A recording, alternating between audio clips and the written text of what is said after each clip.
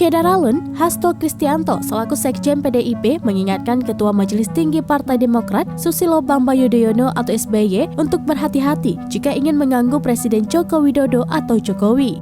Penyampaian Hasto ini atas respon pernyataan SBY yang menyebut ada tanda-tanda tidak jujur pada pemilu 2024. Atas dasar itulah SBY akan turun gunung dalam menghadapi pesta demokrasi terbesar itu.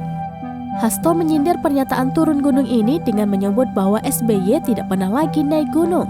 Pasalnya, SBY sudah berulang kali menyatakan turun gunung di beberapa kesempatan sebelumnya. Meski begitu, Hasto mengatakan PDIP sebagai partai penguasa tidak mempermasalahkan SBY untuk turun gunung. Dikutip dari Kompas.com, Hasto menilai SBY tidak bijak dalam menyikapi pemilu.